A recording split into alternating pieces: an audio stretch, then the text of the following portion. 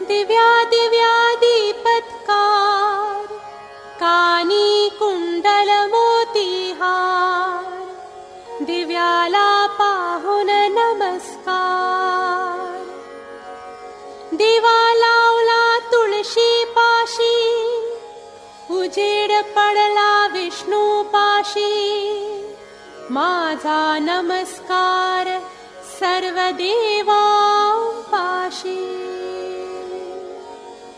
घरातली पीडा बाहेर जावो, बाहेरची लक्ष्मी घरात येवो. घरच्या धन्याला उदंड औक्ष देवो.